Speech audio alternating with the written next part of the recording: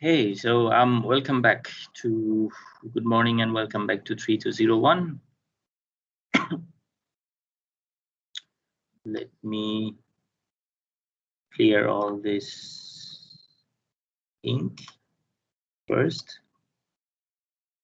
Okay. So in our previous class, we were talking about the system of remote sensing, and we were saying that there are seven, right? So 1, 2, 3, 4, 5, 6, 7. Yes, 7 things are in action for remote sensing. The first one is the energy source. So in the passive remote sensing is the sun, and in active remote sensing it's that's number one. So that's number 1, 2, 3, 4, 5, 6, and 7. So in passive remote sensing, sun is the energy source, and in active remote sensing, the device emits some sorts of energy. So that's the energy source. So device itself is the energy source for active remote sensing. Don't forget that. Okay. For passive, it's the sun. Just like photography, you cannot take photos in dark without using shutter. Okay, or flashlight. So you see, I'm saying you cannot take any photograph in dark without using shutter or flashlight. Okay, so this flashlight or the shutter is with the camera.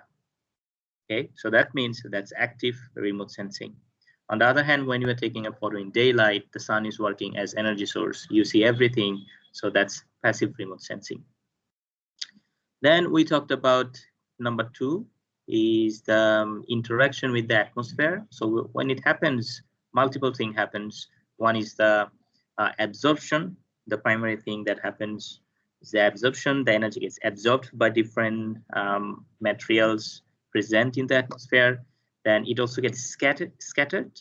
Okay, lots of scattering are happening. Okay, Mie scattering, Rayleigh scattering, all these things. We will talk about them.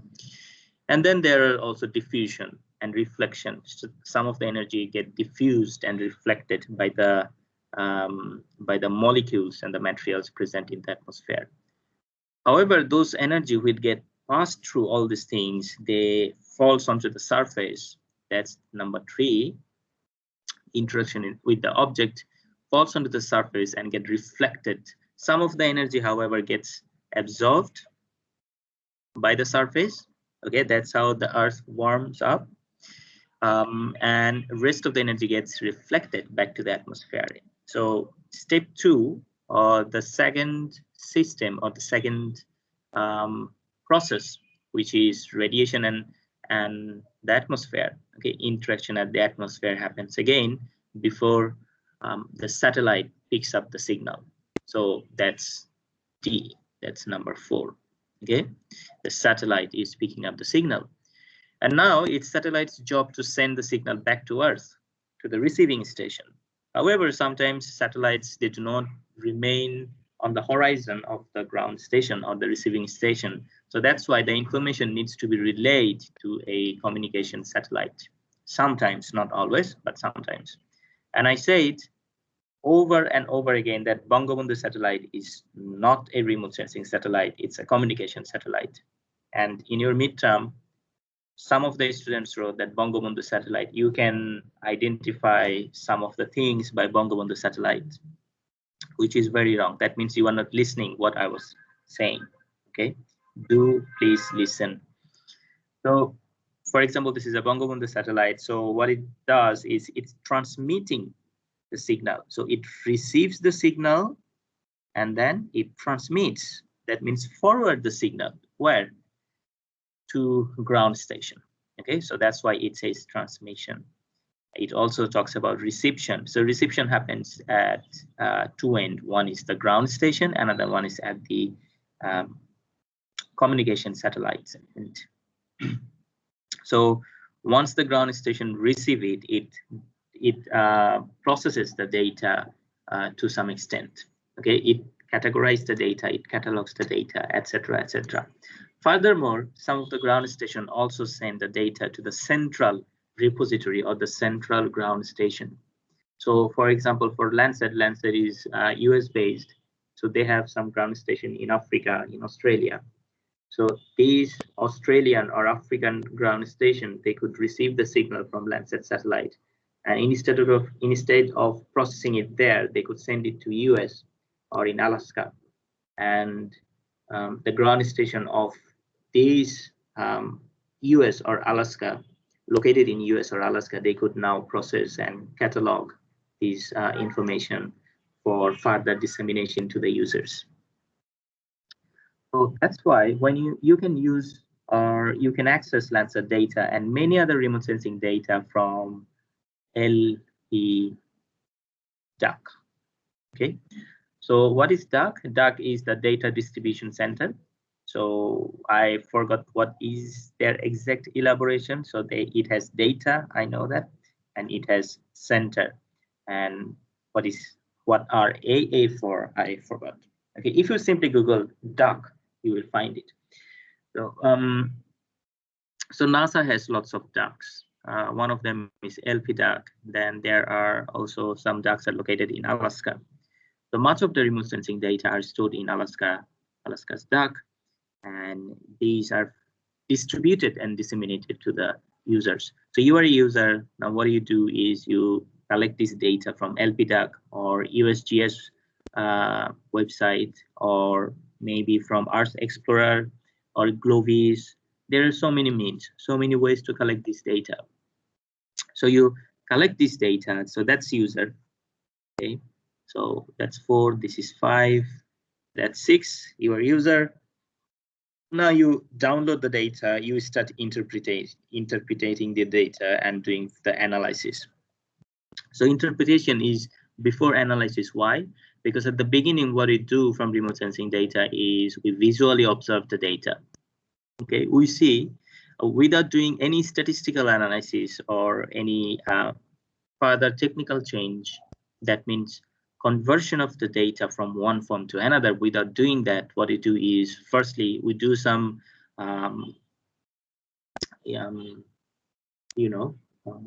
what do you call it, histogram change.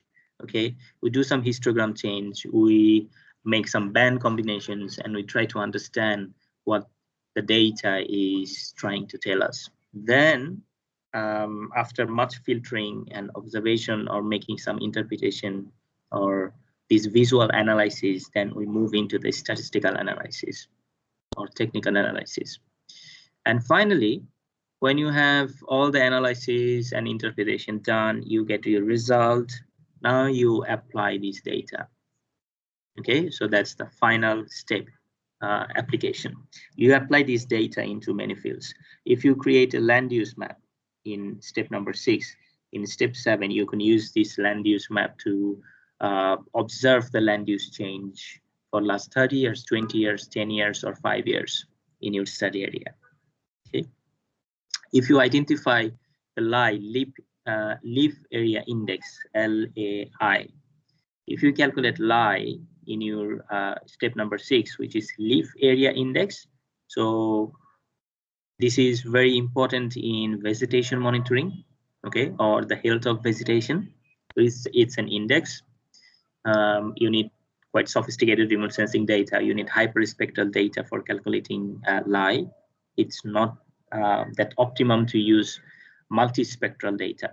Okay, so what's hyperspectral? Hyperspectral has multiple bands, more than 20, 25, or even more than that, okay, 50, and they have a 0.2 micron bandwidth.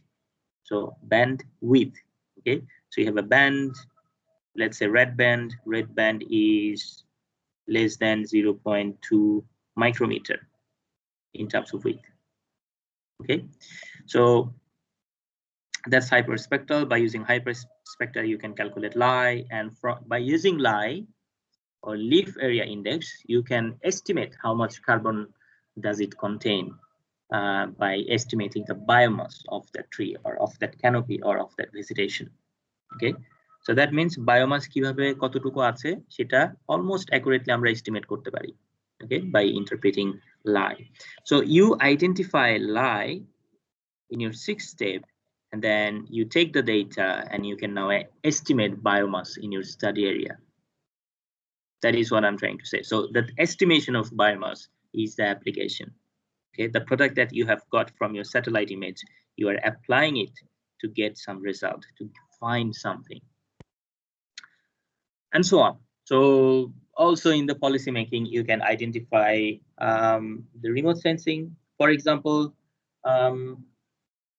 yesterday you guys attended into that seminar, the agriculture seminar, and while I was in the seminar, I was thinking, how can remote sensing be used for identifying the effects of the agriculture? That means whether if you start a new variety of a species, maybe for rice, but you do not know like what's going on, okay, because from the ground it's fairly difficult to identify the differences between two different varieties.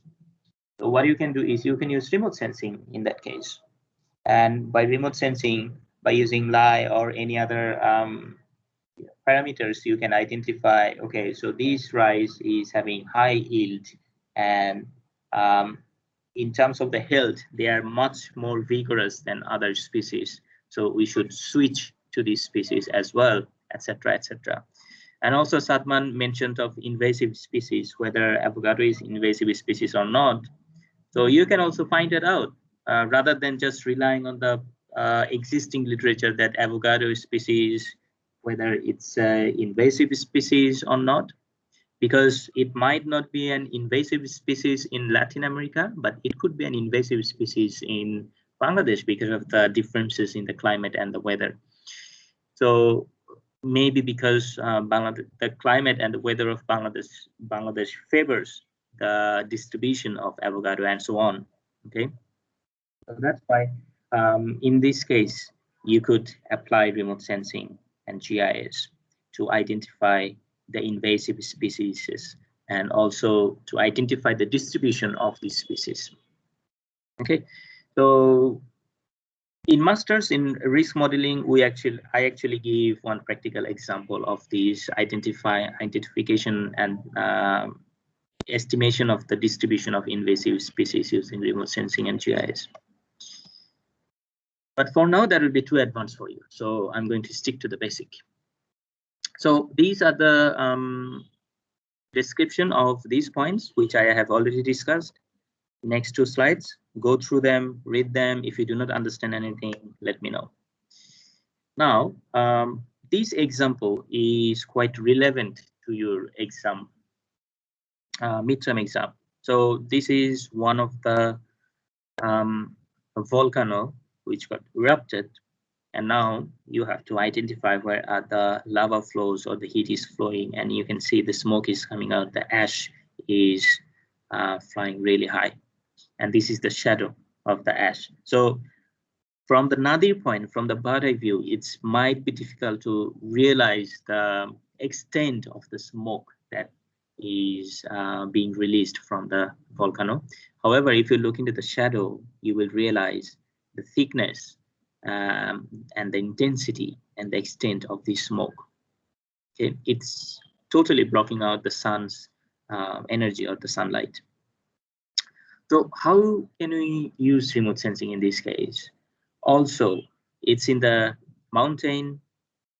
You cannot physically go there and identify where are the lava flowing, and you can identify the heat, where are the most heated areas, but because that would be too risky.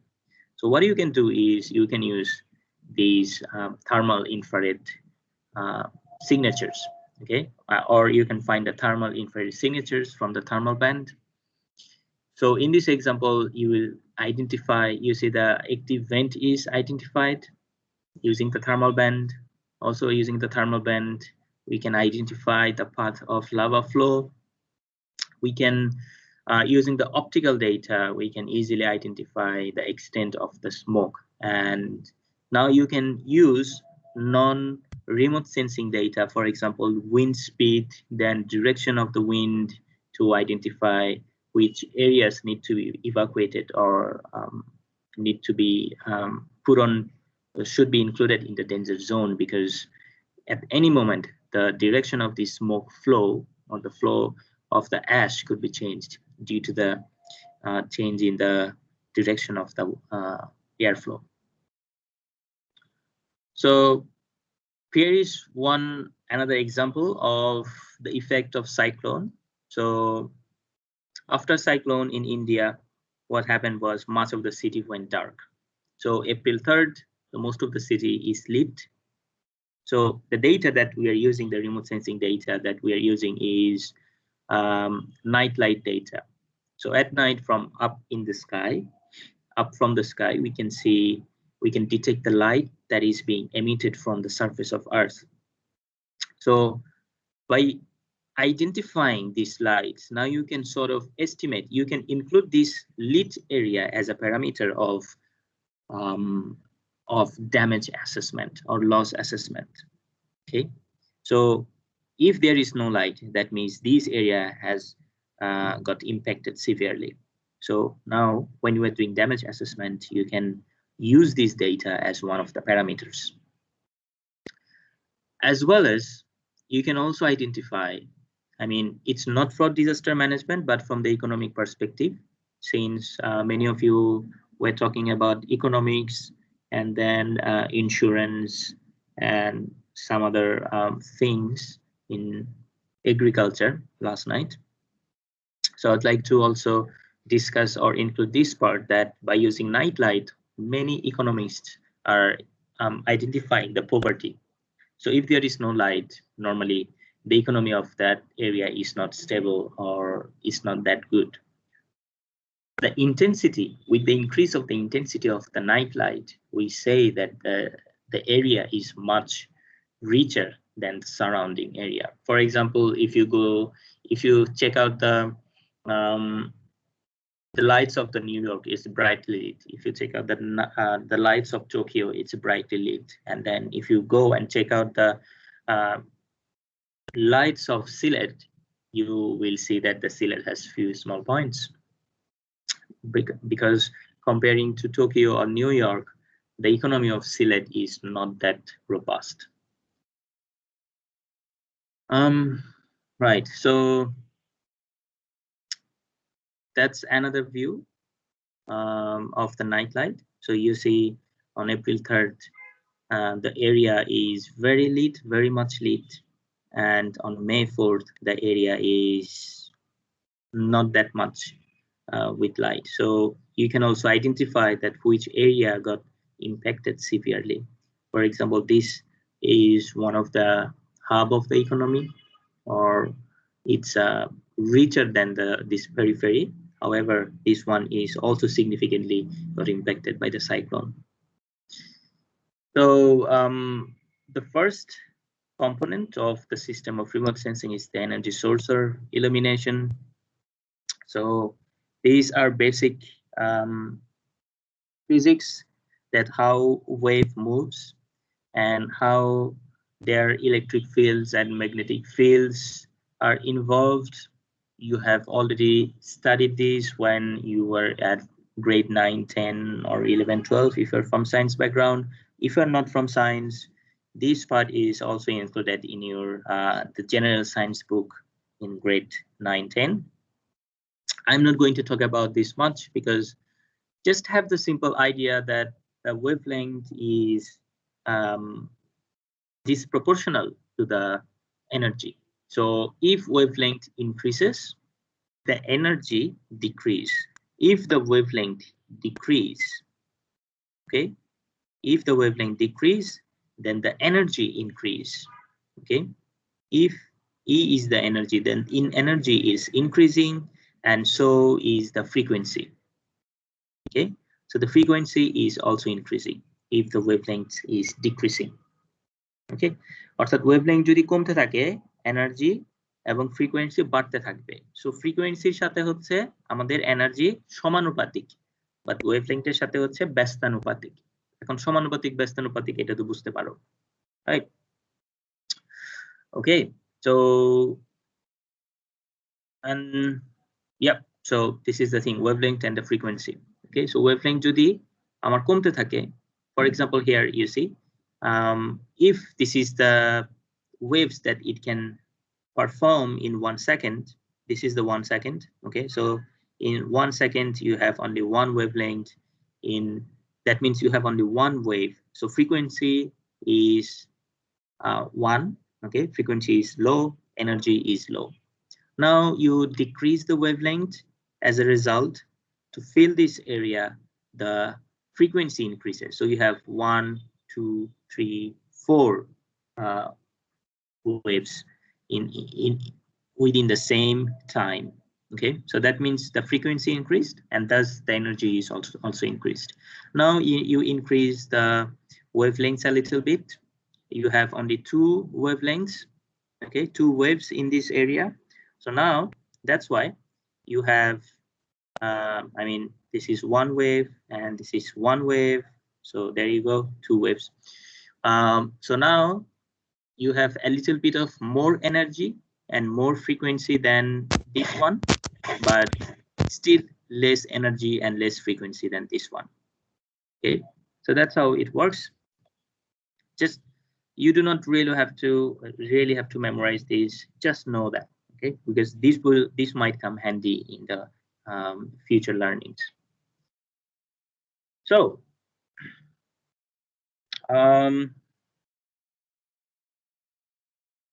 now the things that we see and the signals that we use in remote sensing and the other components in our daily life that they use the signals. All right, so let's go back. So you see, this is the wavelength is very long, okay, then becoming shorter and shorter and shorter and shorter, and thus very, very, very short. Okay, and similarly the frequency, since they are disproportional, so with the decrease of wavelength, the frequency starts to increase on the right hand side, as well as the energy. So if you have gamma rays have significant higher energy than radio waves. Why? Because their frequency is really, really high. Their frequency is 10 to the power 21 hertz. Okay, whereas you will find it here 10 to the power 6 hertz. Okay, for radio waves. And you see they have their wavelength is 10 to the power minus 12 meter, whereas this one is 10 to 10 square meter. Okay, so you understand the differences between the wavelength and the frequency. So that means energy is increasing in this way. And that's why we say that UV, ultraviolet ray, is harmful for our skin, for our skin, and that causes the sunburn and the cancers, etc. And we have this X-ray. X-rays energy is so powerful that it can penetrate our flesh and go on, and then we can identify our broken or dislocated bones and etc. Okay, so that's medical X-ray. Okay, and in the gamma ray, the nuclear power plants, they emit these sorts of rays. These are really, really harmful for our bodies. So this is the visible light. So this is the region where our optical remote sensing works. Okay, this up to, I suppose, this part. Okay, so remote controls, they uses this energy. Sorry, let me quickly erase this part. Right. So remote controls, they use this energy where it's 1 micrometer. Okay, and then the thickness of paper, this much energy, the infrared, the wavelength become a thickness, the size of a thickness of a paper. Okay. Okay. So 1 nanometer is 1,000 smaller of a millimeter. So if you divide 1 millimeter by 1,000, you get 1 micrometer. So that's 1 micron. We call it 1 micron. Okay, and so on. Okay, so this is the wavelengths width of a baseball. Here we have width of a baseball that is being used in microwave oven. So we have already entered into the microwave era. Okay, so this microwave is being used by radar signals. and so on. Okay, so the radar also has different bands. It has C bands, X bands, and so on. We might discuss them very briefly. However, our main focus in this course is the optical remote sensing. So that means from the waves that we use in our daily life, or the waves that we have, we are focusing only to this window, not even UV, this window. Okay, and from this window, much of the concerned or focused window is only this one, the visible light. Okay, anyway, so further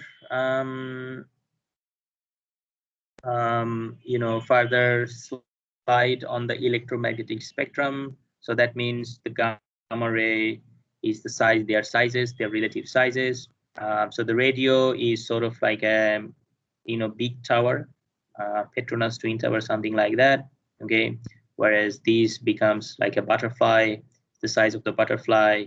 At this portion, they become the size of an average human. The infrared is the size of the needle point. The visible is these protozoans, the microorganisms. Okay, the ultraviolet, the length, the wavelength is size of the molecules, etc., etc. All right, so and so on. So now let's talk about the electromagnetic waves that we're concerned about. Okay, so our concern about is the visible light and the infrared light for the optical remote sensing. And for the microwave remote sensing, our concern is the radar, satellite, okay, and so on. So here is one quick example that where SPOT uses 0.5 to 0.89 micron. So SPOT has four bands. So red, green, blue, RGB, and then near infrared. Okay, NIR. So red, green, blue, NIR, near infrared, 4 bands. Starts from 0.5. So 0.4 is starting of the visible light, if I'm not wrong. Okay, till 0.7. So up to 0.7, it contains this RGB. From 0.7, the higher one denotes the near infrared. So the first one is the ultraviolet. Okay, from all this data, we are going to use from UV.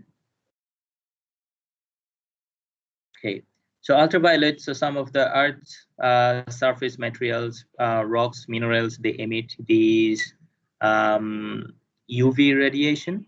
Okay, so that's falls below the visible light. And then comes the visible light. If we categorize them into these classes, the violet, blue, green, yellow, orange, red, just the way we see in a color chart or a color bar or on a rainbow, just like that, if we identify them, then they might denote these ranges. Okay, 0.4 to 0.446 micrometer, 0.446 micrometer to 0.5 micrometers is blue. Okay, the green is 0.5 to 0.578, and so on. Okay, so they starts with 0.4 and the ends with 0.7. So this is what you have to remember. So this, you do not really have to remember all the values. Just you have to remember that UV is, it's ultraviolet. Okay, so it's even smaller than visible light. And from this part, you have to remember that visible starts with 0.4 and ends at 0.7. Okay, so you have 0.4, 0.5, 0.7. If I simply just write in, sorry, 0.6, and then 0.7, right? If I just write it 0.7. So now you can, excuse me, you can make these sorts of bars by connecting them. I mean, they're a range. So there is first range is 0.4 to 0.5. The next one is 0.5 to 0.6, and the next one is 0.6 to 0.7. So since you have this 0.4 to 0.5, and you see it's blue is 0.446 to 0.5. We can say this is blue. Okay, in remote sensing, blue bands, all the blue bands in all satellites, they're usually located between this range. Okay, they have a specific amount, they have a specific point. However, in our software, or whenever we will try to represent them, then we consider them between 0.4 and 0.5. So we have a very vague range. It's not specific, rather vague. Don't forget that. Okay, so that's blue. So 0.5 to 0.6 is the red, green. So see 0.5 to 0.578. So although its range ends at 0.578, however, in remote sensing, since we are not detecting any other signals, the green is located between 0.5 to 0.6. And from 0.6 to 0.7, intuitively, of course, we say this is red. All the red actually starts from 0.62. So not from 0.6, but 0.62. But since we are not detecting all the orange color or yellow color, we simply say that the red is covering this region, the green is covering this region, and the blue is this range. Okay, so this is the information that you have to remember. As long as you would like to work with remote sensing, don't forget this: 0.4, 0.5, 0.6, 0.7. Okay, 4, 5, 6, 7. Micron. This is micron.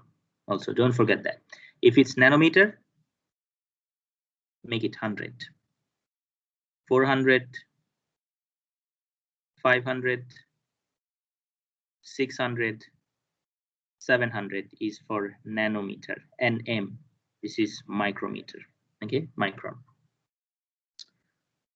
So this idea actually comes from the idea of primary color. So if you send a white light through a prism, then the light will be divided into these rainbow color, and these colors are actually made up of these three basic colors: the blue, green, and red. So we use the same idea of the primary colors in remote sensing. So some of the remote sensing, in some cases, the UV light is being used. Okay, not always, but sometimes. For example, you would like to identify aerosols. So to identify aerosols, the wavelengths that you will be using is a little bit less than the visible light's wavelength. So you have to go a little bit below of 0.4 micron. As for the infrared is higher than the visible light, so you have to go a little bit up. So that's 0.7 micron to 100 micrometer, 100 micron. And that's why, since it's 0.7, so it's if you add 0.3 more to it, it becomes 1 micrometer. So you can see it's almost or more than 100 times wider than the visible portion. So if it's this much, the infrared portion is 100 times larger than this visible light. So there are two categories of infrared signals that we are concerned of. The first one is the emitted IR or infrared, and the second one is the thermal infrared. So the thermal infrared is the one which records the thermal signature. Okay, and much of these signals are within or below 20 micrometers. So our infrared ranges till 100 micrometers. However, we are mostly concerned. So we have 0 to 100, but then we say let's divide into 5. 1, 2, 3, 4, 5. So that's 20, 40, 60, 80, and 100. But then we are mostly concerned with this first portion, first 1/5 area. Okay, why? Because the reflected IR that we are concerned about is normally within 0.7 to 3 micrometer. So the first 0.7 to 1.5. So 7 times 2 is 1.4. So don't forget that 7 times 2 is 1.4. Add 1, 1.5. Okay. So also you can use the logic of programming in this case, because in programming we know that you know, sometimes something is covered, so we do not cover it, we start from the next. So if 7 is already covered into the visible light, so we're starting from 0.8, so we go high, one step higher than the twice amount of these, so it becomes 1.5 naturally. So that's near infrared, or in short we call them NIR. Okay, if you simply call NIR, that's near infrared. Now we have short wave infrared SWIR, which are located from 1.5 to 3 micrometer. Okay, so you see this is the short wave, so near, short wave, and then mid. Okay, so 1.5 to 3 meters. So these short wave again divided into two categories. One is the short wave 1 and short wave 2. So short wave 1 is located within maybe 1.5 to 2 or 2.5, and the short wave infrared 2, sometimes it's also known as middle infrared, is located beyond that point. Okay, so near infrared we have one band in Landsat. I am talking from Landsat perspective, and in shortwave we have two shortwaves, two bands. Okay, now these mid wavelength infrared or the long wavelength infrared, these are thermal bands. So they are from 3.8 micrometers to 8.15 micrometers. In Landsat, up to Landsat 7, you will get thermal bands, only one thermal band, which is covering this region. Okay, the first one is 3 to 8 micrometer. In Landsat 8, however, you have two thermal bands, TIRS1 and TIRS or TIIR2, thermal infrared 2. So the first one, so TIIR1, comes from this region, and the second one, TIIR2, comes from this region. Okay, so Landsat 8 can detect both of the thermal region by using two separate thermal bands, but prior to that, if you up to Landsat 7, it can detect only one thermal band. That one is the first. That's from the first range. So microwaves. Microwave remote sensing is fairly recent to the remote sensing community, because you know, the optical remote sensing has been there for ages. Even 100 years ago or 150 years ago, people, whenever there were film cameras, people took photo and they were part of remote sensing, but those were analog remote sensing. That's also another point that you misunderstood and wrongly wrote during the exam. Many of you say that you would be using analog remote sensing for detecting something during one of the answers. I mean, in these days, we do not really use any analog remote sensing. Everything is digital. So why would you write that? Anyway, so in 70s, after 70s, when we invented the sensors, now the remote sensing became digital. Okay, but still it was limited within the optical sensors. That means it was limited within this 0.4 to 0.7 micron. And in 90s, we started thinking, or the scientists, they started thinking that, okay, how about using these microwaves energy, because they can penetrate clouds, they can penetrate haze, and we can see beyond that what's going on. So how does it do it, or how is it able to do that? Because of the wavelength, its wavelength is 1 millimeter to 1 meter.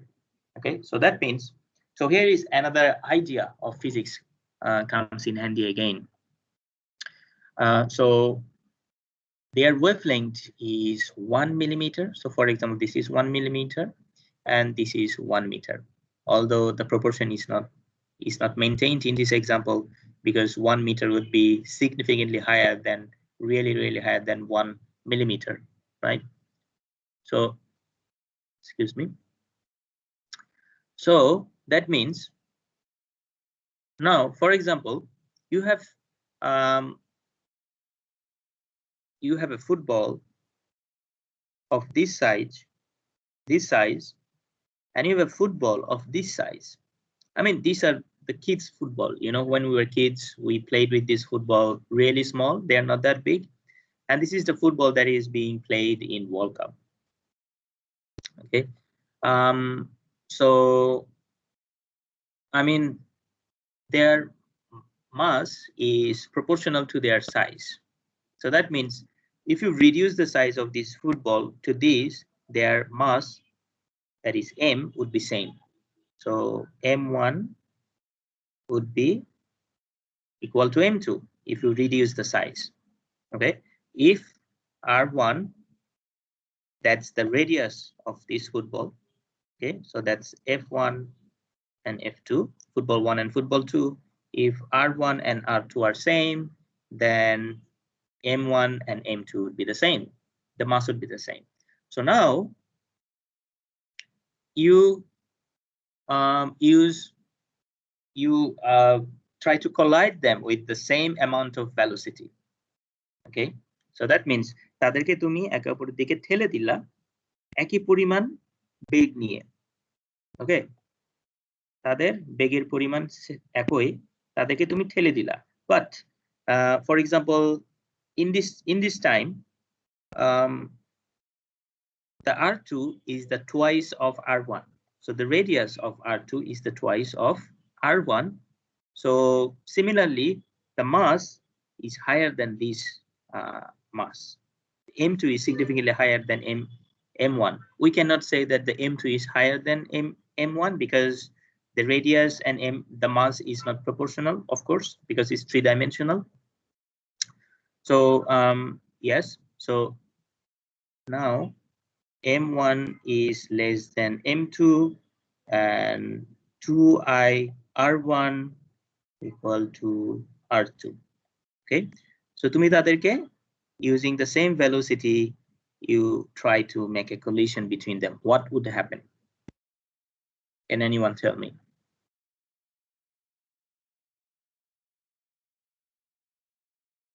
তোমরা কি আমার প্রশ্ন বুঝতে পেরেছো?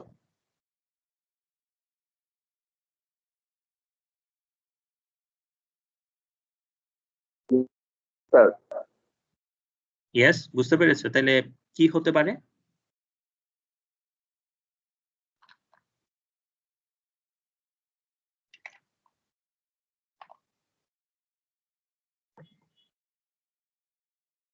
কেউ জানো না কি হতে পারে? No one knows. Sir, question টা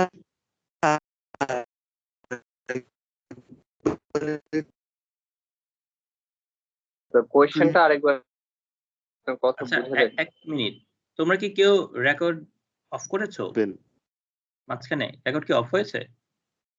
I'm a little bit confused because I'm seeing 8 minutes only. The record recording হচ্ছে স্যার।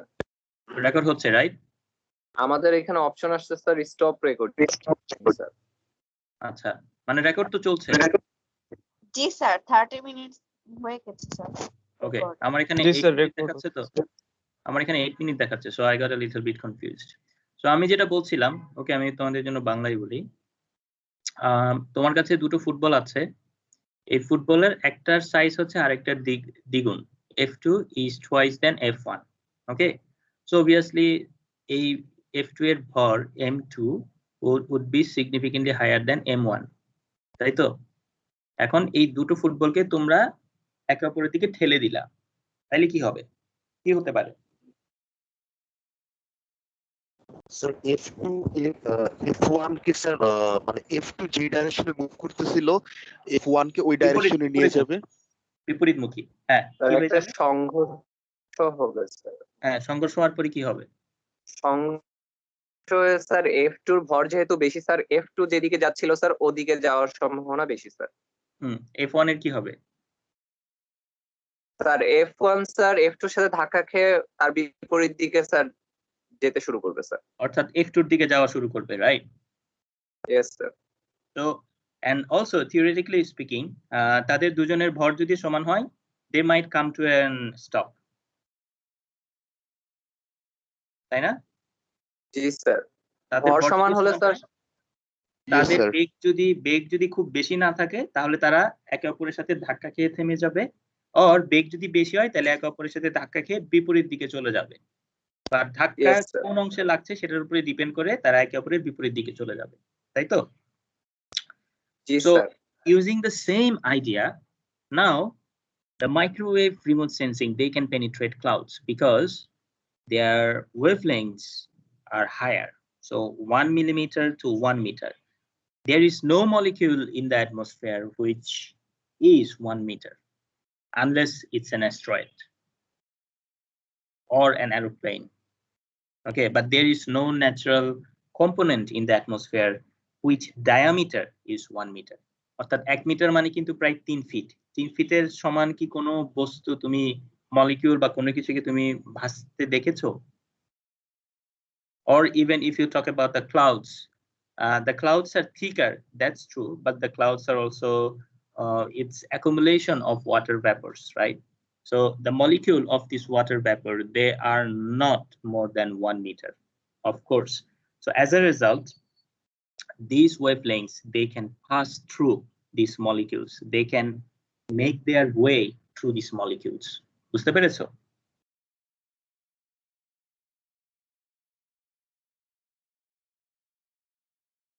কারো কি কোনো প্রশ্ন আছে এখানে? স্যার একটু কনফিউজড হয়ে গেছি স্যার, আরেকবার যদি এই পার্টটা বলতেন। সো এখানে একটা দেখো, এখানে দেখো কি হয়েছে, যেহেতু F2 সাইজে F1 এর চাইতে বড়, সে তাকে কি করছে, ধাক্কা দিয়ে সরিয়ে দিতে পারছে, তাই তো? I mean F2 Yes, sir. F2 পথে চলে যাচ্ছে, আর F1 তার রাস্তা বদলে ফেলছে F2 সাথে ধাক্কা খেয়ে। Yes, sir. So for example, এখন তোমার সাথে যদি সৈকতের ধাক্কা লাগে, কে উড়ে যাবে, কে রাস্তা ছেড়ে দিবে? স্যার সৈকত। সৈকত ছেড়ে দিবে, রাইট? বিকজ সৈকতের মাস হচ্ছে কম, সৈকত ডায়ামিটার হচ্ছে কম, আই মিন সাইজে হচ্ছে সৈকত মানে পেটিট, ফ্রেঞ্চে বলবো পেটিট, ওকে, মানে চিকনা চুকনা, আর তুমি হচ্ছে একটু মানে স্বাস্থ্যবান, ওকে। তো তুমি সৈকতকে খুব সহজে সরাই দিতে পারো। সো সিমিলারলি এখানে ওয়েভলেংথ যেহেতু তার বড় 1 মিটার, সে কি করতে পারে, সে হচ্ছে খুব সহজেই এই যে মেঘের ভিতর দিয়েও, আই মিন মেঘ কি, মেঘ হচ্ছে আমাদের পানির কণার সমন্বয়ে তৈরি, তাই তো? তাই না? তো সে কি করতে পারে, কি ওয়াটার মলিকিউল গুলোকে সরাই দিতে পারে, সরিয়ে সে মানে মেঘকে ভেদ করে তারপরে গ্রাউন্ডে এসে কি হচ্ছে ডিটেক্ট করে, আবার যখন চলে যাচ্ছে মেঘকে ভেদ করে সেন্সরের কাছে চলে যেতে পারছে। বুঝতে পেরেছো? Yes, sir. এবার বুঝছি sir, thank you sir. So that's how the active remote sensing, that's the radar remote sensing, can penetrate the clouds and it can see beyond the clouds or beyond the smoke. ওকে, আমাদের যদি smoke থাকে, আমাদের যদি shoot থাকে, তারপরে আমাদের যদি cloudy বা রেইন, বৃষ্টিও যদি হচ্ছে, তারপরে আমরা অ্যাক্টিভ রিমোট সেন্সিং দিয়ে খুব সহজেই ডিটেক্ট করতে পারি যে গ্রাউন্ডে কি হচ্ছে। Now it cannot penetrate ground. Well, yes, some of the microwave remote sensing can penetrate to some extent of the ground, but many of them cannot penetrate the ground. They get reflected from the ground or anything that's on the surface, because now you could have tree which are longer than 1 meter, which are thicker than 1 meter. আমাদের গাছ আছে যেগুলো হচ্ছে 3 ফিটের চাইতে বেশি মোটা, আমাদের গাছ আছে যেগুলো হচ্ছে 3 ফিটের চাইতে উঁচু, তাই তো? তো যেগুলো 3 ফিটের চাইতে উঁচু মোটা, তারা করবে কি, এই 1 মিটার কে ফেরত পাঠিয়ে দিবে, because now this is the tree and this is the wavelength, the signal. So the tree is significantly higher, larger than the signal, so it's going to, send it back. it's going to reflect that energy. And if it's 1 millimeter, then there are so many particles, so many things on the surface which is larger than 1 millimeter. So they are going to reflect most of the energy of these. Okay, right. So, and now what is the difference between the optical bands and the microwave bands? I mean, if we talk about their differences, they are from different wavelengths, but the idea of getting these bands are same. In optical bands, we got the bands from the ranges of different wavelengths, from 0.4 to 0.5, 0.5 to 0.6, 0.6 to 0.7, 0.7 to 3 micrometer, and so on, right? So the distances between these ranges or between two values made one band, constructed one band, and the distances from this value to the next value constructed another band. Similarly, in microwave remote sensing as well, we get these bands. Okay, we get these bands based on their wavelengths. So that's 1 meter. Okay, and right. So this is 1 millimeter. So 1 meter divided by 1000 is the 1 millimeter. So this is 1 millimeter. Okay, so you see, so this is sub-millimeter band. This is millimeter band. So, and the smallest band is the Ka band. So Ka band uses 0.75 to 1.1 centimeter. So the wavelength is 0.75 to 1.1 centimeter, and the frequency. Now, in previous example, we did not consider frequency, but in here we consider the frequency. Okay, in radar remote sensing, we take note of the frequency. So it's 26.5 gigahertz and so on. So you see there is also K band, Ku band, X band, C band, S band, L band, P band. So P band is the largest one. And I think Sentinel uses C band, if I'm not wrong. So that's Sentinel-1. Okay, so Sentinel-1 uses C band. So in 1990s, Canada sent one satellite called RadarSat. So that RadarSat collected different radar data at that time, and later on, the Sentinel picked up the same signal. Okay, I mean the same technology. Sentinel-1 started collecting the SAR, synthetic aperture radar data, which is still radar data using C-band. If I'm not wrong, do confirm it. Do go online and check whether Sentinel uses different band. But if, as I can remember, it's C-band. So now if we try to graph them together, so this means is the continuation. It's continuing. It's a large gap between. It's a large gap between the wavelengths. Okay, I mean sometimes we write, let's see, in Word we say he is blah blah blah, gone. Okay, so there is so many things in between that is not important to mention. Is dot dot dot means it means blah blah blah, something happened. So just like that, there are so many wavelengths in between. They are not of our concern, so we take a gap. So visible wavelengths. Is this visible? Yes. So you see ultraviolet, some of these data are being used in aerosol sensing, some rocks and minerals, etc., etc. Then the visible light, then comes the infrared light, and this is called, this is very important. Don't forget this. This is called spectral curve. Spectral curve. So this is called spectral curve, and every individual object has its own spectral curve or spectral signature.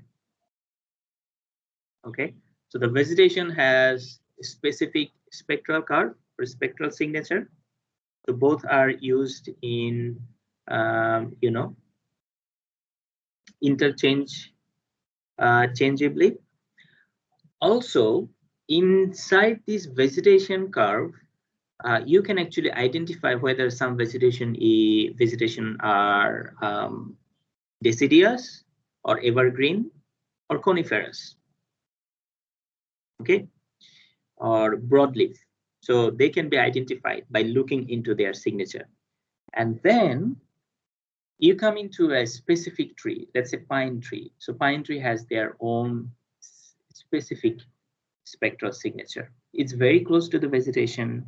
It's very close to the species that it belongs to. However, its signature is slightly off track than others, slightly unique than others. Okay, so don't forget this word. This is very important. Spectral curve or spectral signature. We will be using them frequently in the coming lectures. So how do we identify the spectral signature or spectral curve? We identify them from the from their intensity. Okay, although this here it talks about a little different thing. It talks about atmospheric transmission. That means how much energy is coming through the atmosphere. Okay, so this much energy look, the sun is releasing some energy, right? So the energy is coming in a straight way. অনেকটা আমাদের laser লাইটের মতো। Sun energy ছেড়ে দিচ্ছে 100%, energy 100% চলে আসছে। But some of the energy is being absorbed by our ozone layers, by some of the energy are being deviated or, you know, diffused by the Earth's magnetic field. Okay, so many energy cannot enter into our atmosphere. Okay, so these are void.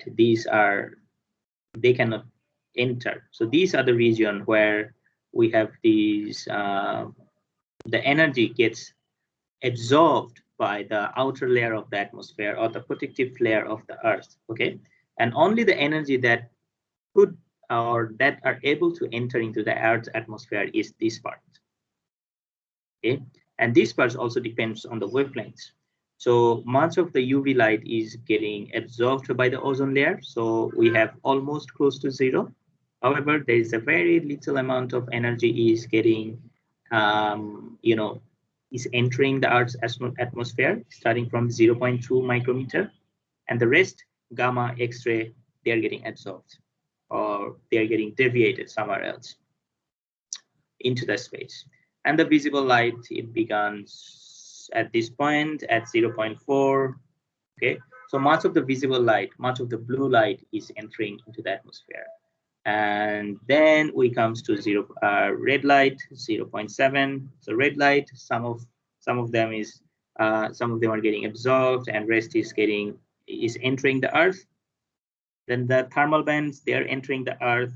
Then much of the energy is not entering. We have very large gaps, energy gaps. Okay, no energy is found in the Earth atmosphere. Nothing, nothing, nothing, nothing, nothing, and nothing. Okay, so these are the energy is again, they could enter in this level. Okay, so that means atmospheric transmission, that means our atmosphere can transmit only these bands, this region. So it can transmit at 0.2, 0.3, 0.4, 0.10 micrometer, 1 micrometer. Then it does not transmit in all this range. And then it starts transmitting from 10 millimeter again. And it can transmit up to 1 meter. Okay, so that means these white spaces, অর্থাৎ এই সাদা জায়গাগুলোই হচ্ছে সেগুলো যেখানে হচ্ছে আমাদের অ্যাটমসফিয়ারটা এনার্জিকে transmit করে নিয়ে যেতে পারে। Okay, right, so that means it can transmit all these things: UV, visible, near infrared, mid infrared, thermal infrared, as well as the microwave range that we are interested about. So Landsat 5 bands, let's quickly go through them. And also you read this at your home. Okay, so all of them are visible except this is thermal band. So visible blue, the wavelength is from 0.4 to 0.5. Okay. The resolution 30 meters. Spatial resolution is same. Band, we use them in these cases. Visible green, 0.5 to 0.6. Same. Visible red, 0.6 to 0.69. Same. With this, near infrared is 0.76 to 0.9. Spatial resolution 30. Read this. And shortwave infrared goes up to 1.75. And shortwave infrared 2 is from 2.08 to 2.35. It doesn't even reach to the its boundary, which is 3 meters. And the thermal band is okay. So I was wrong. I said that the thermal band picks up. Thermal band picks up the first. Where is that? I said that Landsat 7 would be picking up this thermal band 2 category, not thermal band 1 category. Okay, because it has more than 10 micrometer signal.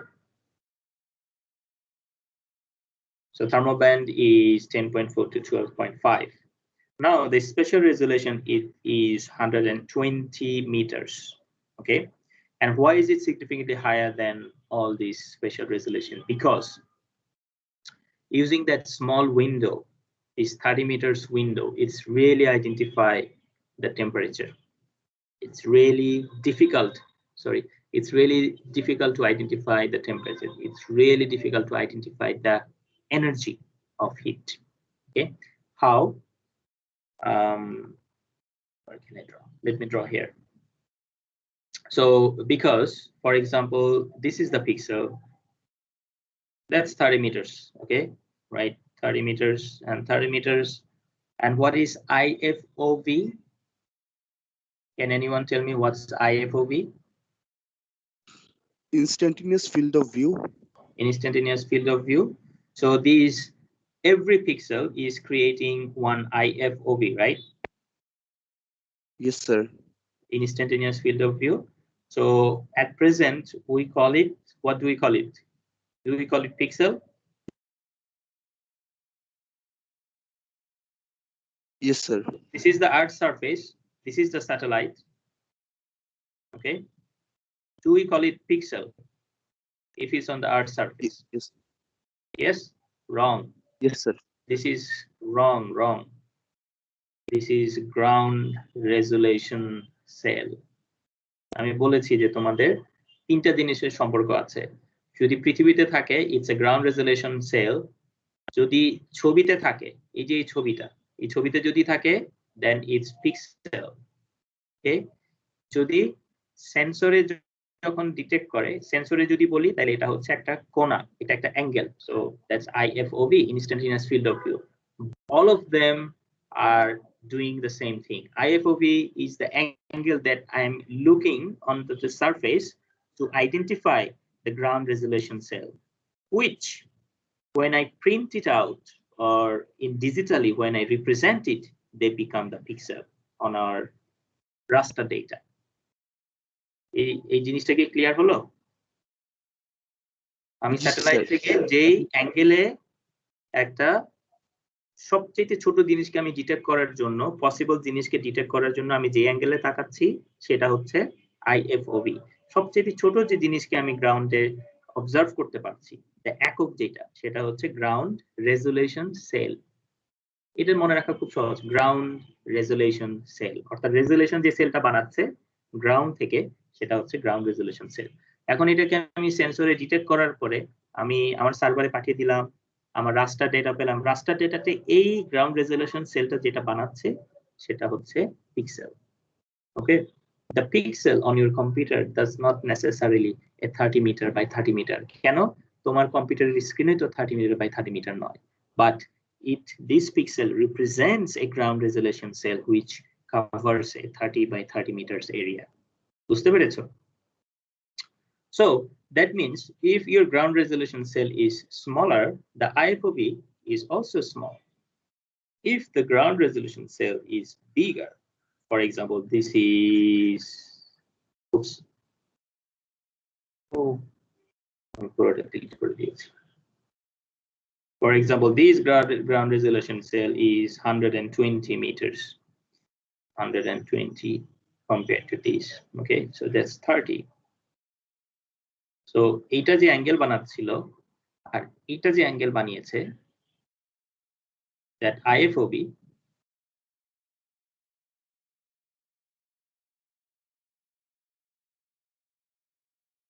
this IFOB would be significantly larger than this IFOB, right? So since the IFOB is larger, that means the opening. Now just imagine that you are opening your eye. Okay, তোমার এটাকে একটু ছোট, almost close করে রাখো, কোন একটা জিনিসকে দেখবা যে একদম ছোট ছোট করে যদি তাকাও তাহলে তুমি একটা জিনিসকে ক্লিয়ার দেখতে পাচ্ছ।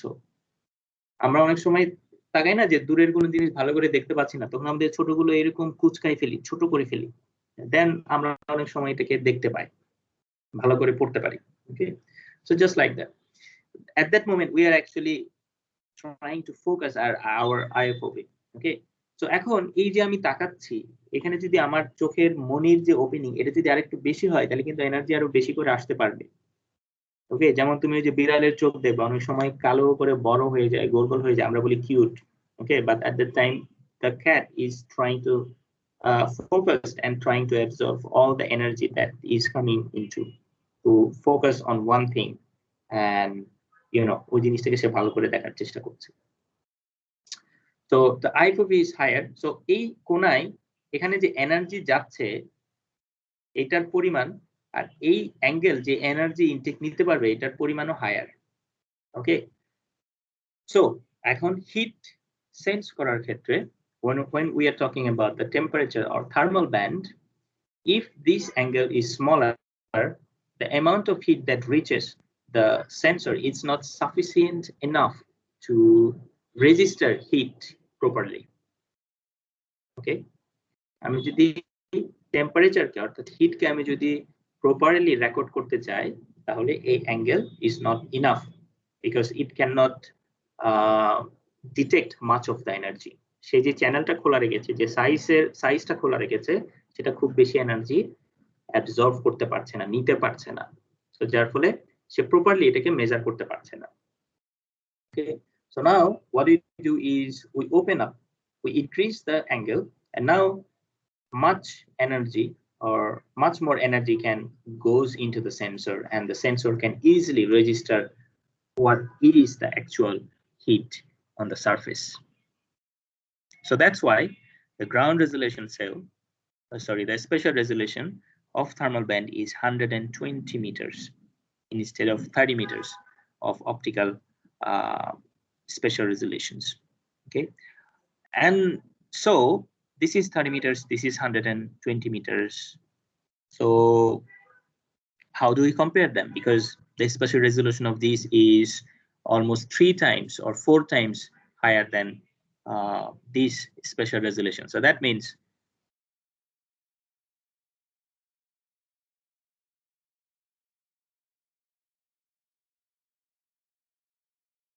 so 1, 2, 3, 4, right? So 30 meters, 30 meters, 30 meters, 30 meters.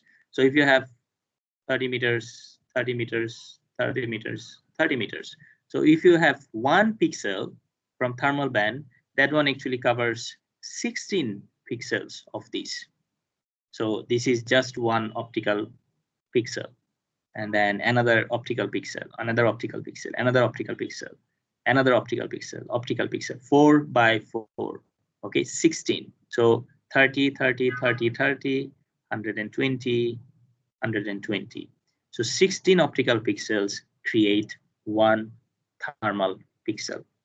Okay, so just the way I tabulated these pixels to explain these 120 meters, similarly we can resample this 120 meters into these 30 meters. I mean, since they are 2 different sizes, we directly cannot compare them. তাদের size যেহেতু আলাদা, আমরা সরাসরি তাদেরকে compare করতে পারছি না। So what can we do? We can resample them, and we can sample them down to 30 meters. So what we do is we take this optical data and then we cut these thermal band pixel into the 16 pieces, but all of the pieces are containing the same value. For example, if it has if it has the value of 5, then all these pixels will have simply value of 5. But there will be 16 pixels now. So that means we are actually not increasing our information. We are simply cutting down the pixel into 16 parts. The information is same. All right. So that's one thing to consider when you will be working with thermal band. Okay. And who does this process? Who samples it down or resamples it down to 30 meters? You do not have to worry about it, because those who are disseminating the information or distributing the information, you see there is one step called processing. Okay, it's being done on step number 5. So in LPDUC, USGS, okay, or NASA, they are making this resampling. They are sampling down from 120 meters to 30 meters special resolution for thermal bands of Landsat. And at the end, when you download the band, you will get the pixel size as 30 meters for thermal bands as well. So that's all for today. Does anyone have any question?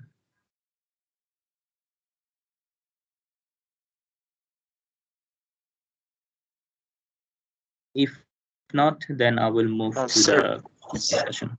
Yes. Sir. হ্যাঁ বলো।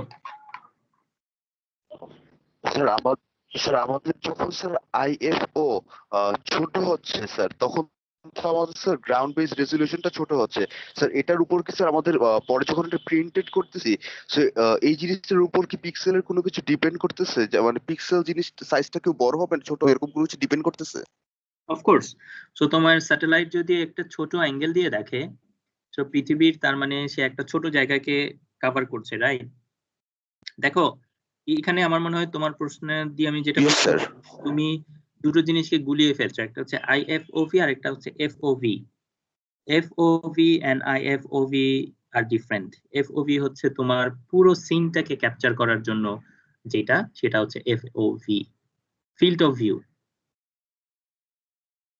ধরো তুমি তোমার একটা স্টুডিওতে গিয়ে তোমার একটা ছবি তুলেছো, তাই তো? মানে ওই যে কি বলে পাসপোর্ট সাইজ ফটোগ্রাফ। এখন ওই ক্যামেরা যতটুকু যেই অ্যাঙ্গেলে ওপেন হয়ে তোমার ছবিটা তুলেছে, সেটা হচ্ছে তার ফিল্ড অফ ভিউ, সে যা দেখতে পায়।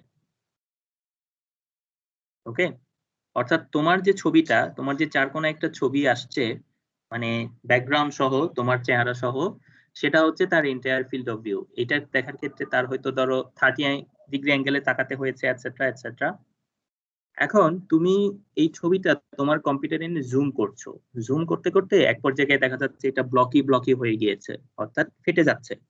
অর্থাৎ প্রতিটা পিক্সেলকে তুমি আইডেন্টিফাই করতে পারছো। এই প্রতিটা পিক্সেল তোমার ওই ক্যামেরা তোলার সময় যে অ্যাঙ্গেলটা তৈরি করেছিল, হ্যাঁ, তোমার সেন্সরে, ওই ক্যামেরার সেন্সরে যে অ্যাঙ্গেলটার থ্রুতে এই ছোট পিক্সেলটা ডিটেক্ট হয়েছে, সেটাই হচ্ছে instantaneous field of view.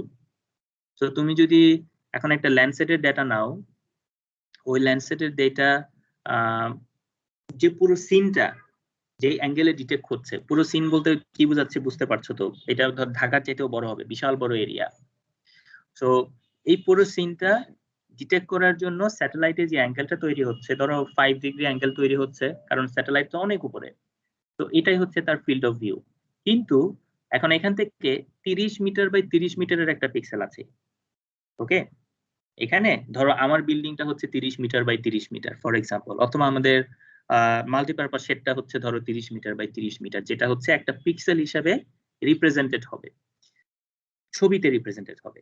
So এই মাল্টিপারপাস শেড ল্যান্ডসেটের সেন্সরে যে অ্যাঙ্গেলটা তৈরি করছে, সেটাকে আমরা বলছি instantaneous field of view.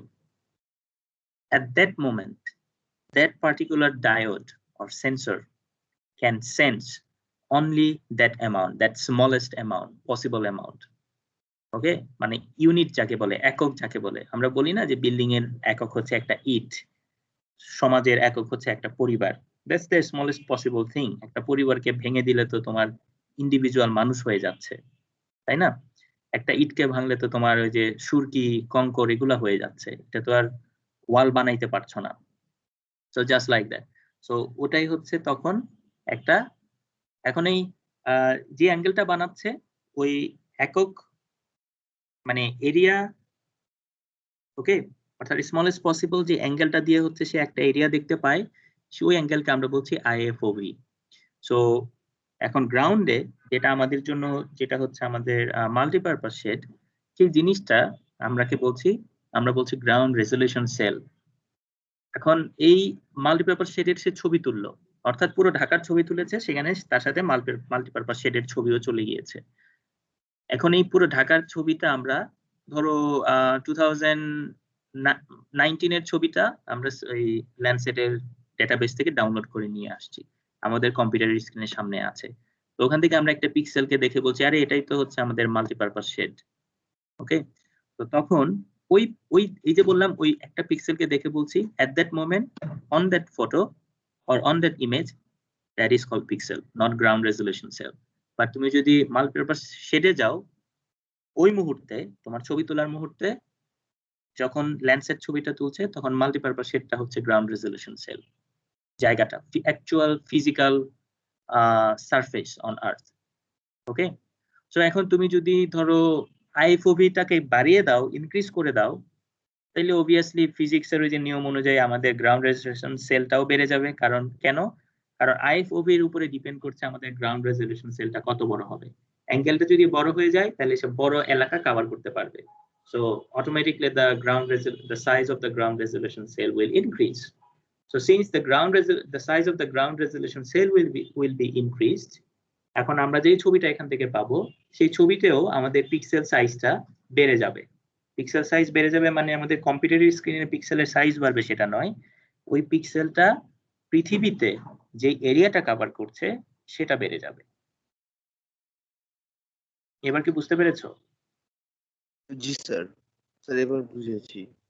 Okay, so any more question? তোমাদের কি একটু পরে তো আরেকটা ক্লাস নাই, রাইট? সো আমি 15 মিনিট নিয়ে তোমাদের ডিসকাশন শেষ করে দিচ্ছি for the mid term. So আচ্ছা, before to let's discuss the question number 3. So the question number 3, ও তোমরা তো দেখতে পাচ্ছ না, আমি সরি, আমি শেয়ার করি কুইকলি।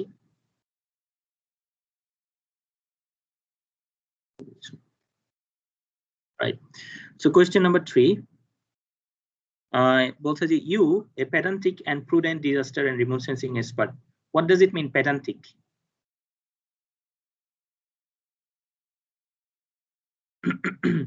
pedantic মানে কি? Anyone? প্রশ্ন দেখার পরে, প্রশ্ন ওপেন বুক ছিল, প্রশ্ন দেখার পরে কেউ গুগল করা নাই?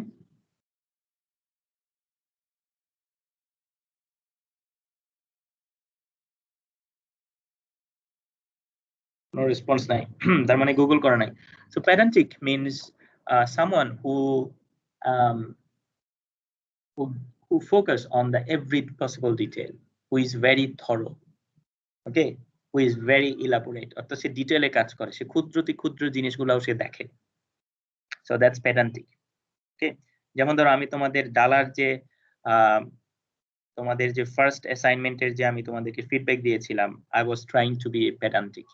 ওকে, আমি যত পারি ধরো লাইন বাই লাইন তোমার ফুল স্টপ, কমা, বানান ভুল থেকে শুরু করে তোমার সবকিছু দেখছিলাম, শুধু সেন্টেন্স মেকিং, কি লিখছো কি বলছো সেটা নয়। ওকে, এবং ডিজাইন এগুলো, পেজ নাম্বার থাকবে কি থাকবে না, that means formatting, everything I was trying to, so that means I was trying to cover everything, all the possible details, okay, even the smallest ones. So that is pedantic. So that means you are a pedantic, তুমি ক্ষুদ্র সবকিছুই দেখো। And prudent মানে হচ্ছে সে চিন্তা করে সঠিক সিদ্ধান্ত নিতে পারে। So that means your thinking is also clear. Okay, prudent, যখন যে জিনিসটা হওয়া উচিত সেটা সে করতে পারে, ঠিকভাবে চিন্তা করতে পারে, ওকে, চিন্তা করে রাইট ডিসিশন দিতে পারে, এই ধরনের। So you are a pedantic and prudent disaster and remote sensing expert are doing research on cyclones at BUP's Center for Disaster Analytics.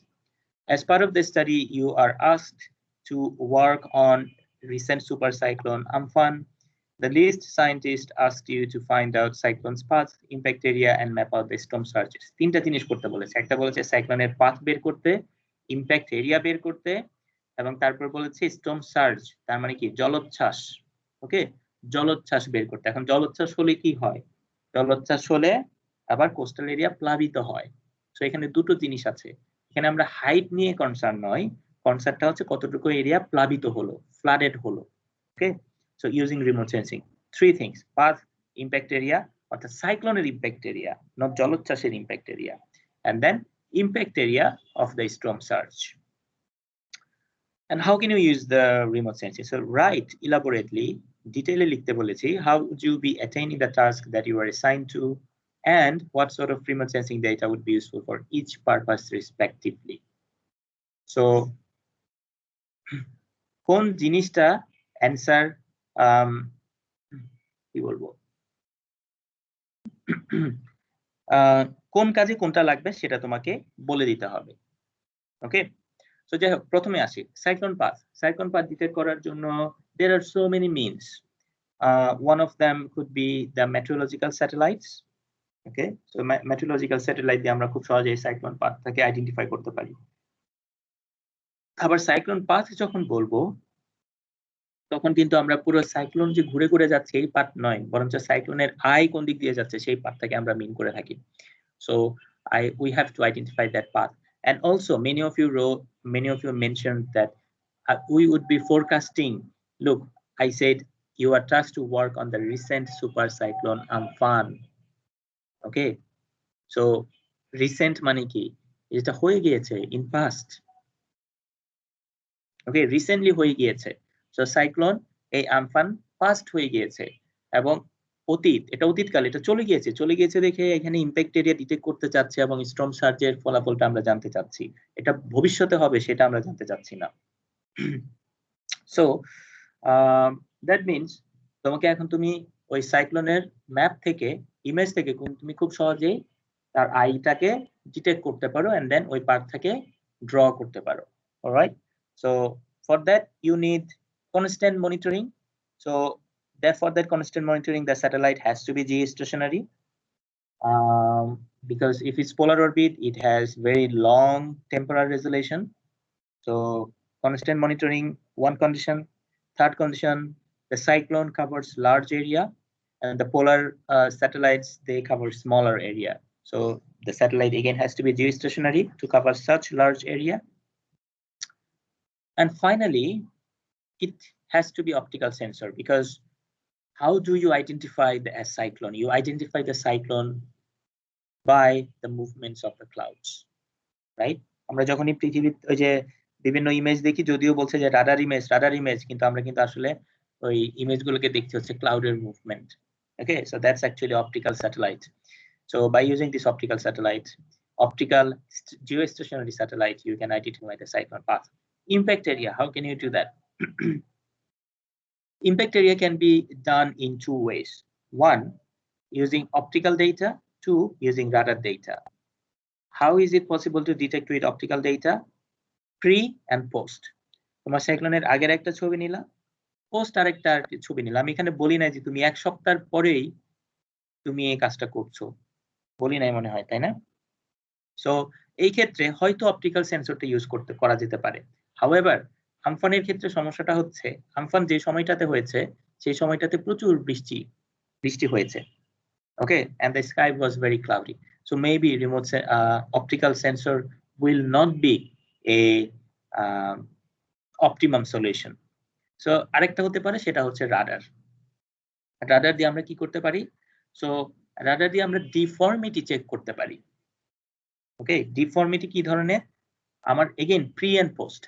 আগে যেরকম আমার সারফেসের স্ট্রাকচার ছিল, সাইক্লোন হয়ে গিয়েছে, স্ট্রাকচারে কি কোনো পরিবর্তন আসছে? অর্থাৎ সাইক্লোন হলে কি হবে? গাছ উপড়ে পড়বে, বিল্ডিং ভেঙে পড়তে পারে, গাছ পড়ে বিল্ডিং ভেঙে পড়তে পারে, অনেক ডেব্রি এখানে সেখানে পড়ে থাকতে পারে।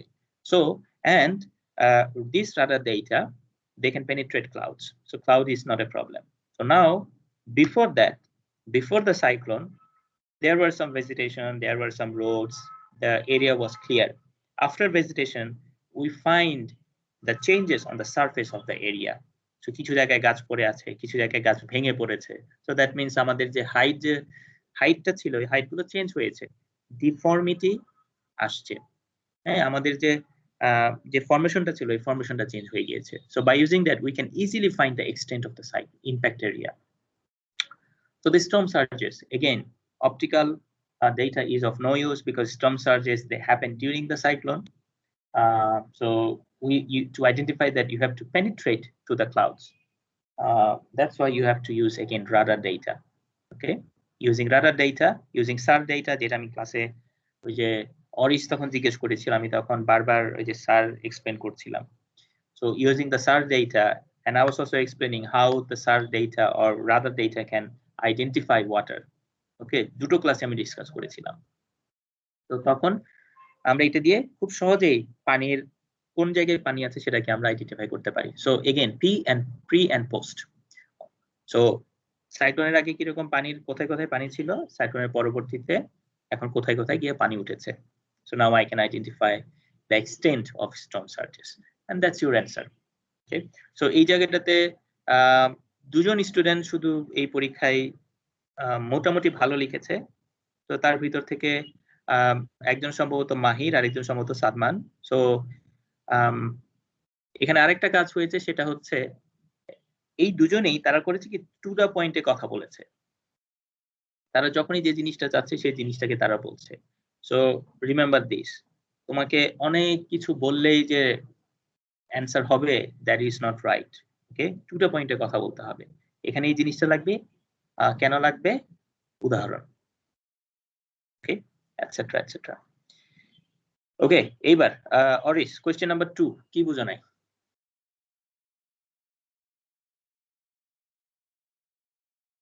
অরিশ কি আছো? জি স্যার, আচ্ছা স্যার। হ্যাঁ, কোয়েশ্চেন নাম্বার 2 তুমি বলেছিলে এক্সপ্লেইন করতে ফার্দার। কোন জায়গাটাতে ভালোভাবে ক্লিয়ার নয় আমাকে বললে আমি একটু সংক্ষেপে এক্সপ্লেইন করতে পারবো।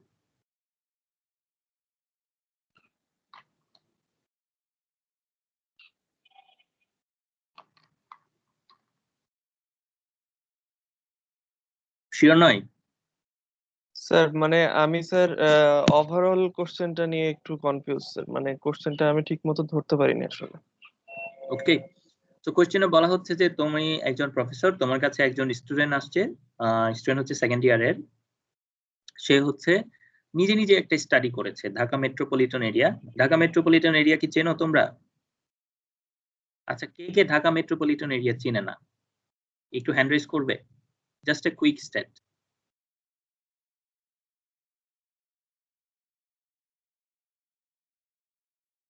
ওকে, তো তার মানে তোমরা সবাই চেনো। সো এই ঢাকা মেট্রোপলিটন এরিয়াতে সে করেছে কি, সে ল্যান্ড কাভার তো কি জানো তো? জি স্যার। আর ল্যান্ড ইউজ কি সেটা জানো? স্যার ল্যান্ড ইউজ বলতে কি স্যার, মানে যেখানে ল্যান্ডটাকে ইউজ করা হয়েছে, মানে বিল্ডিংস অথবা অন্য কনস্ট্রাকশন এরিয়া যেখানে, এরকম টাইপের কিছু কি স্যার? এগুলো এর আগে আমি ডিসকাস করেছিলাম, আমার যতদূর মনে পড়ে। আমি আরেকবার ডিসকাস করছি, মনোযোগ দিয়ে শোনো সবাই যারা যারা প্রেজেন্ট আছো and those who will be watching the video. Land use and land cover, these two things are very highly used in remote sensing uses. So land cover is how the land is covered. যেমন Auris তুমি বললা building, okay, so the land is covered by building, so that's a land cover, that is not land use. However, if that building is being used for residential purpose, okay, and if your satellite image have few pixels saying that these are residential buildings or just residential pixel, we call them land use. So how the land is being used, okay. So land use, although you have multiple pixels, ধরো তোমার অনেকগুলো pixel আছে যেগুলো হচ্ছে তুমি বলছো this are built up area. So built up area is a land cover. Built up area মানে এগুলো ইমপারভিয়াস সারফেস, অ্যাসফল্ট সারফেস, অথবা ওই যে ইমপারভিয়াস বিল্ডিং আর কি, বিল্ডিং এর সারফেস, এইটা মানে কংক্রিট, মাটি নাই। সো এটাকে আমরা বলছি বিল্ট আপ এরিয়া। সো এটা কিন্তু মানে this area is covered with built up materials. Okay, so that's a land cover. How the land is covered? Land use would be identifying, এখন এই বিল্ট আপ এরিয়াকে আমরা 3 ভাগে ভাগ করে দিলাম। কিছু পিক্সেল বলছে রেসিডেন্সিয়াল, কিছু পিক্সেল বলছে ইন্ডাস্ট্রিয়াল, কিছু পিক্সেল বলছে বিজনেস অথবা কমার্শিয়াল। ওকে, সো আমাদের দেশে তো এভাবে বিজনেস ডিস্ট্রিক্ট আলাদা করে এন্ড রেসিডেন্সিয়াল এরিয়া আলাদা করে ডিটেক্ট করা থাকে না। হাউএভার তুমি যদি এখন ধরো আমাদের ডিওএইচএস এ যাও, so DOHS is purely residential, right? So all the pixels, those who are on DOHS, they are built up area from the land cover perspective, but from land use perspective, they are residential area. পরে আমি যখন ধরো 12 নম্বরে চলে আসলাম, যে দোকানপাট যেগুলো আছে সেগুলোর পিক্সেলগুলো যখন তাকাচ্ছি, তখন আমি তাদেরকে বলছি this are commercial. Okay, garments যেগুলো আছে সেগুলোকে বলছি দিস আর কমার্শিয়াল। এখন আমি চিটং এ গেলাম, তো চিটং এ গিয়ে ওখানে আমি ধরো ওখানে কিন্তু বড় বড় কারখানা আছে। ওকে, স্টিল ফ্যাক্টরি, তারপরে রড সিমেন্টের ফ্যাক্টরি, এই ফ্যাক্টরির বিল্ডিং গুলোকে this are steel built up area. যখন তাদেরকে ম্যাপ করে দিলাম, তখন আমি তাদেরকে বললাম this are industrial area, or this pixels represents industrial area. তো তখন এটা কিন্তু ল্যান্ড ইউজ, অর্থাৎ বিল্ট আপ এরিয়াকে আমি কিভাবে ইউজ করছি, ওই ল্যান্ড কভারটাকে আমি কিভাবে ইউজ করছি। ওকে, তো দ্যাটস দ্য ইজিয়েস্ট কি বলবো ডিফারেন্স আর কি। So at the same time তুমি যদি এখন তোমরা সাতক্ষীরা গিয়েছো, সাতক্ষীরা গিয়ে তোমরা ওখানে ঘের দেখেছো, মাছের ঘের, রাইট? সো এখন ওখানে তুমি ওয়াটার বডিজকে তুমি যদি সিম্পলি বলো water bodies, that's a land cover. পানি আছে, ল্যান্ড কভার। মানে পানিকে তুমি কি কাজে ব্যবহৃত করছো? Okay, aquaculture or simply a river or simply some wetland. Wetland মানে হচ্ছে এখানে কোনো অ্যাকুয়াকালচার, মাছের চাষ করা হচ্ছে না, জাস্ট পানি আছে। ওকে, এখন মাছের ঘেরগুলোকে তুমি বলছো অ্যাকুয়াকালচার, যে তারা কিন্তু স্টিল পানি, বাট তাদের একটা পারপাসে তারা ব্যবহৃত হচ্ছে, সেটা হচ্ছে অ্যাকুয়াকালচার। ওকে, মানে মাছের চাষে ব্যবহৃত হচ্ছে। এটাই হচ্ছে বেসিক ডিফারেন্স। যে ল্যান্ড কভার তখনই বলবে যখন তুমি কভার নিয়ে কথা বলছো, কিভাবে ল্যান্ডটা আবৃত আছে, ল্যান্ডের উপরে কি আছে। আর ল্যান্ড ইউজটা হচ্ছে ওই যা আছে সেটাকে আমি কি কাজে ব্যবহৃত করছি সেটা আমি স্পেসিফিকলি বলে দিচ্ছি। So land use is really difficult to understand from satellite data. You need extensive field work, because by looking into a building, it's really difficult to identify whether that building is being used for residential purpose or commercial or academic purpose. আমরা যদি satellite image, ধরো American একজনের কাছে যদি satellite image দিই মিরপুর এরিয়ার, সে তো view চেনে না, ডিওএইচএসও চেনে না, তার কাছে সবই বিল্ডিং। ওকে, একটা যে একাডেমিক কাজে ব্যবহৃত হচ্ছে, একটা যে বিজনেসের কাজে ব্যবহৃত হচ্ছে, আর একটা যে মানে বসবাস করার জন্য ব্যবহৃত হচ্ছে, সে তো বুঝতে পারছে না। বাট তুমি এখন ফিল্ড ওয়ার্ক করে তুমি এগুলোকে আইডেন্টিফাই করে পরে ওই পিক্সেল গুলোকে তুমি এখন ভাগ করতে পারো, রিক্লাস করতে পারো। তো যখনই করে ফেলবে সেটা হয়ে যাবে ল্যান্ড ইউজ। এনিওয়ে, তো এখন স্টুডেন্ট আসছে হচ্ছে সে ল্যান্ড কভার চেঞ্জটা দেখতে চায়। 90 সাল থেকে, অর্থাৎ গত 30 বছরে আমাদের ল্যান্ড কভারটা কিভাবে চেঞ্জ হয়েছে সেগুলোকে সে দেখতে চায়। সো একটা ল্যান্ড কভার হচ্ছে বিল্ট আপ ক্লাস, একটা বিল্ট আপ একটা ক্লাস, বেয়ার ল্যান্ড একটা ক্লাস। বেয়ার ল্যান্ড মানে হচ্ছে ফ্যালো ল্যান্ড, ওই যে গত ইয়াতে যেটা বলছিল। বাট ফ্যালো ল্যান্ডের ভিতরে আরো ব্যাপার আছে। বেয়ার ল্যান্ড মানে হচ্ছে ওই ফ্যালো ল্যান্ড, কিন্তু সেটা অনাবৃত অবস্থায় থাকতে হবে। একটা ফ্যালো ল্যান্ড কিন্তু অনেক সময় যে ঘাস টাসও থাকতে পারে, মানে পতিত জমি, ওই জায়গায় হয়তো কিছু অল্প স্বল্প কিছু ভেজিটেশন থাকতে পারে। ওকে, বাট বেয়ার ল্যান্ড মানে হচ্ছে ওই জায়গায় নাই, উন্মুক্ত, বেয়ার, খালি। দেন ফ্ল্যাট প্লেন, যে জায়গায় ফ্ল্যাট হতে পারে, flat plane, agricultural land, water bodies and vegetation. Okay, এই 6টা ক্লাস সে ল্যান্ড কভারের জন্য নিল। এখন নেওয়ার সময় সে করেছে কি, ল্যান্ডসেট 5 নিয়েছে 1990 থেকে, ল্যান্ডসেট 7 নিয়েছে 2005 থেকে, আর সেন্টিনেল-2 ডেটা ইউজ করেছে ফ্রম 2020 থেকে। এখন তার এই স্টাডির ডিসক্রিপশন সে তোমাকে এখনো প্রবলেম বলা শুরু করে নাই। ওকে, এই জন্যই বলেছি as soon as you heard the description, সে কি প্রবলেম হচ্ছে এটা বলার আগেই তুমি ওই ডেসক্রিপশন শোনার সাথে সাথে তুমি বের করে ফেলতে পারলা যে এই স্টাডিতে ফ্ল কোথায় আছে আর লিমিটেশন কোথায় আছে। সো তোমার কাজটা হচ্ছে এই প্রবলেমগুলো অথবা লিমিটেশন গুলো যেগুলো স্টাডিকে এফেক্ট করছে, প্রভাবিত করছে, সেটাকে তোমাকে লিখতে হবে এবং তোমাকে বলতে হবে যে কোন জিনিসটা পরিবর্তন করলে বা চেঞ্জ করলে, সোজা কথায় ওয়েজ টু ওভারকাম দেম, কিভাবে তুমি এগুলোকে ওভারকাম করবা। এই যে ওয়েজ টু ওভারকাম দেম, এটাই কিন্তু আসলে তোমার স্টুডেন্টের কাছে দেওয়া উপদেশটা হবে বা পরামর্শটা হবে। অর্থাৎ স্টুডেন্টকে তুমি যেটাই বলবা, স্টুডেন্টকে তুমি কি বলবা, ধরো তুমি যদি আজকে তুমি আমার কাছে আসো একটা প্রবলেম নিয়ে, আমি তোমাকে ওইটা সলিউশন দেওয়ার চেষ্টা করবো, তাই তো? So that is the ways to overcome the problem. And that is being my advice to you. So do not limit yourself within remote sensing. So remote sensing এর ভিতরে নিজেকে রাখা যাবে না, এখানে আরো অনেক কিছু থাকতে পারে। তো এখানে প্রবলেম যে জিনিসটা ছিল সেটা ছিল হচ্ছে ল্যান্ডসেট 7 ডেটা নিয়েছে 2005 থেকে। ল্যান্ডসেট 7 2003 থেকে এসএলসি এরর শুরু হয়েছে। তো এসএলসি এরর কি, এটা ক্লাসে আমি এর আগে বলেছি, দুইবার গুগল করে নিও এসএলসি এরর। তো যেই কারণে 2005 এর ইমেজ নিলে এই জায়গায় অনেক ফাঁকা জায়গা থেকে যাবে, ইউজলেস। ইউজলেস বলতে কি এটাকে ফার্দার কাজ করতে হবে, কাজ বেড়ে যাবে, সে সেকেন্ড ইয়ারের স্টুডেন্ট, সে এত কাজ পারবে না, তো এটা বাদ। তার মানে এই সময় ল্যান্ডসেট 5 স্টিল ডেটা কালেক্ট করে যাচ্ছে। ল্যান্ডসেট 5 2011 পর্যন্ত ডেটা কালেক্ট করেছে, or 2010। So 2005 is easily Landsat 5 A data use করা যায়। Sentinel-2, অনেকে লিখেছে Landsat 5 is 4-bit, আমি বলে radiometric resolution, it's not, it's 8-bit. Landsat 7 is also 8-bit. Sentinel-2 নিয়েছে হচ্ছে 2020 এর জন্য, ওই সময় কিন্তু Landsat 8 কাজ করে যাচ্ছে। Sentinel-2 এর স্পেশাল রেজলিউশন হচ্ছে 10 মিটার, Landsat 5, 7 এদের রেজলিউশন 30 মিটার। সো স্পেশাল রেজলিউশনের কথা বলছি। সো দুটো স্পেশাল রেজলিউশন হলে এখন কিন্তু তোমার ডেটাই প্রবলেম হয়ে যাবে। মনে আছে আমি তোমাদের সুন্দরবনের উদাহরণ দিয়েছিলাম যে এরিয়া কমে গিয়েছিল, অর্থাৎ ডিফরেস্টেশনের পরিমাণ বেড়ে গিয়েছিল। Why? Because in past studies they used Landsat, in present studies they used Sentinel, recent studies they use Sentinel. So higher spatial resolution, more detail তুমি ডিটেক্ট করতে পারবা, that is true, but তোমার রেজাল্টটা এখন বায়াস অ্যাড হয়ে গিয়েছে। ওকে, তোমাকে উল্টাপাল্টা রেজাল্ট দিবে, তোমাকে কনসিস্টেন্সি আর মেইনটেইন হচ্ছে না। সো কনসিস্টেন্সি মেইনটেইন করার জন্য এই জায়গায় Landsat 8 ইউজ করতে হবে। হাউএভার, কারণ Landsat 8 এর স্পেশাল রেজলিউশনও 30 মিটারস।